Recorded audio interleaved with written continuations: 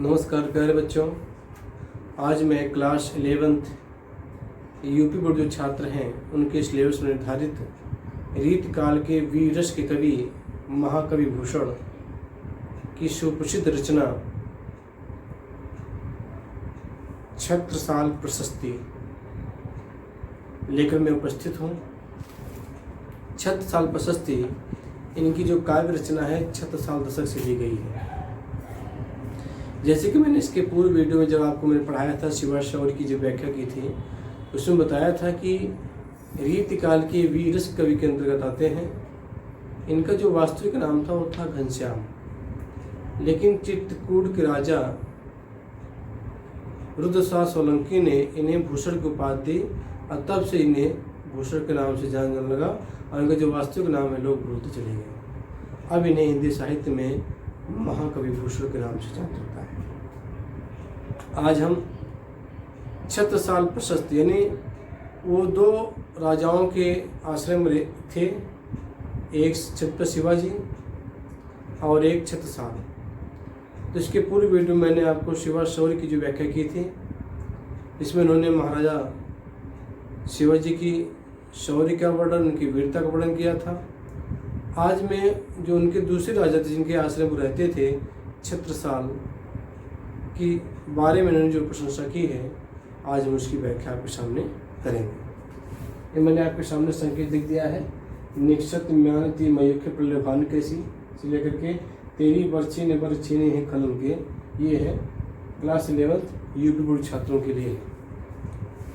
तो इस कविता में कवि ने राजा छत्रसाल की वीरता का वर्णन किया है, उनकी तलवार का वर्णन किया है और उनकी बरछी का वर्णन किया है। बरछी मतलब भाला, उनका जो भाला था उनका वर्णन किया है। ये देखते हैं पहला। निक्षत म्यानति मयूख प्रलय भानु कैसी फारे तम तोम से गयंदन के जाल को लागत लपट कट बैरन के नागिन से रुद्र ही रिझावे दय मुंड उनकी माल को। निक्षत म्यानति मयूख प्रलय भानु कैसे, इसमें छत्रसाल की तलवार का वर्णन कर रहे हैं। कह रहे हैं कि जब महाराजा छत्रसाल जी निक्षत म्यान मतलब होता है जिसमें तलवार रखी जाती है, कह रहे हैं निक्षत म्यानति मयूख प्रलय भानु कैसे, कह रहे हैं कि जब वो म्यान से अपनी तलवार निकालते हैं और उसकी जो चमक है वह ऐसी लग रही है जैसे मयूख प्रलय भानु, एक मतलब किरणें, जैसे सूर्य की किरणें प्रलय काल के समय लगती हैं। जब प्रलय काल के समय जब सूर्य की किरणें पृथ्वी पर चमचमाती हैं आकाश से, उस समय जैसा दृश्य दिखता है, वैसे ही जब महाराजा छत्रसाल जी अपने म्यान से जब तलवार निकालते हैं तो कभी इसका वर्णन कर रहा है, उपमा दे रहा है कैसे, प्रलय काल सूर्य की किरणों से उसकी उपमा दे रहा है। फारे तम तोम से गयंदन को जाल को, जिस प्रकार सूर्य जो है पृथ्वी पर व्याप्त अंधकार को नष्ट कर देता है, उसी प्रकार उनकी जो तलवार है, गयंदन मतलब होता है हाथी के जाल को, जो हाथियों का समूह है, ये अपनी तलवार से जो विपक्षी हैं, जो दुश्मन हैं, उनके हाथियों के समूह को दौड़ा देते हैं, भगा देते हैं, खदेड़ देते हैं। लागत लपट कट बैरन के नागिन से, इनकी जो तलवार है वह जो बैरन मतलब जो शत्रु हैं, जो शत्रुओं के गले में ये नागिन की तरह लिपट जाती है, यानी जिस पर ये वार करते हैं शत्रुओं के सिर पर, वो सिर जो है धड़ से अलग हो जाता है, नागिन की तरह लिपट जाती है। रुद्र झावे दय दय मुंडन के माल को, इस तरह से रुद्र मतलब शंकर जी को विपक्षों की मुंडी काट करके, उनका सिर काट करके, इस तरह जो शिव जी हैं, शिव जी को जो है मुंडों की माला प्रदान करते हैं, यानी उन्हें खुश करते हैं। अगर देखिए, लाल चित्रपाल छत्रसाल महाबाहुबली, हे छत्रसाल जी आप सबकी रक्षा करने वाले हैं, महाबाहुबली आप महान शक्तिशाली हैं, आप ताकतवर हैं, कहाँ लो पखान करो तेली करवार को, आपकी हिम्मत की बहादुरी के वर्णन में कहाँ तक करूं और आपकी तलवार के वर्णन में कहाँ तक करूं। करवार होता है तलवार, मैं आपकी हिम्मत का वर्णन कहाँ तक करूं, मेरे पास शब्द नहीं है। और जिस तरह से तलवार जो आपकी है, जो दुश्मनों पर नागिन की तरह लिपट जाती है, ऐसे तलवार की वर्णन में कहाँ तक करूं। प्रतिभट कटक कटीले केत काटी काटी, कालिका से कलियुग देत काल को। कह रहे प्रतिभट कटक, प्रतिभट मतलब होता है योद्धा, कटक मतलब सेना। कह रहे जो विदेशी, जो विपक्षी सेना, जो विरोधी सेना है, उन योद्धाओं के ऊपर कटीले केत काटी काटी, इसे निर्दयता पूर्वक कांटों की तरह विपक्षी योद्धा को की सेना को काट रही। आपकी जो तलवार है, प्रतिभट मतलब होता है योद्धा, कटक मतलब सेना, कटीले के काटी काटी, यानी आपकी जो तलवार है वह विपक्षी सेना की योद्धाओं को कांटों की तरह निर्दयतापूर्वक काटती चली जा रही है। कालिका से कलियुग देत काल को, और काली माता की किलकारी मारती हुई, और आप, काल मतलब होता है यहाँ पर यमराज से है। काल का दो अर्थ होता है, काल का मतलब समय भी होता है, यमराज भी है।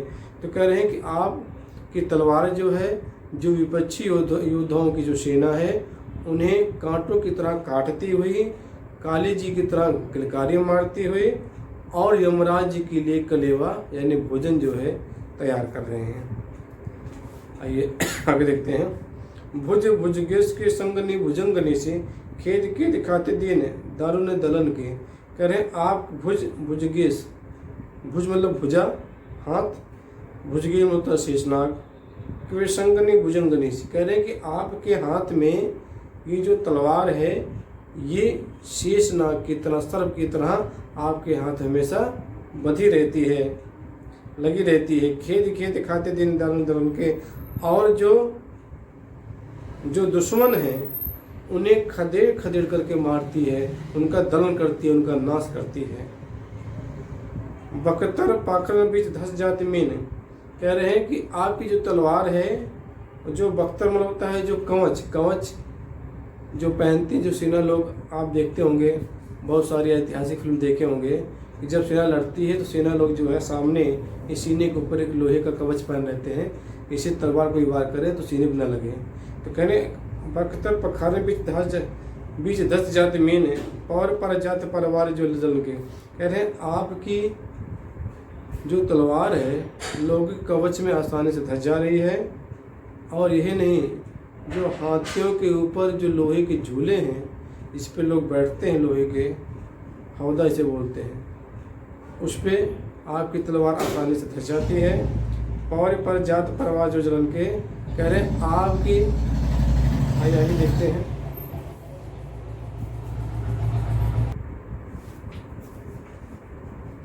कह रहे आगे कि बख्तर पखारन बीच धस जातमीन, पैरे पार जात पर आवाज जो जलन के।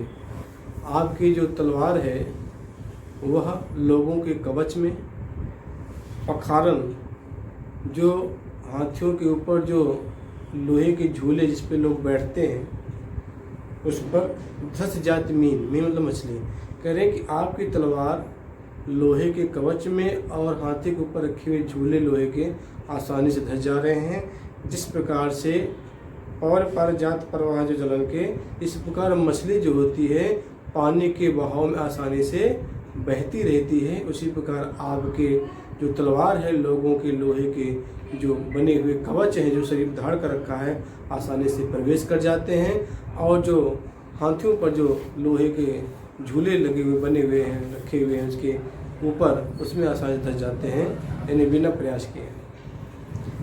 रया राव चंपत के 6 साल महाराज। कवि कह रहा है कि हे रीवा राव चंपत राय महाराज के पुत्र 6 साल महाराज जी, भूषण सके कर बखान के बलन को। कह रहे हैं कि जो कवि भूषण है, आपकी जो शक्ति है, जो ताकत है, उसका मैं बखान नहीं कर सकता हूँ।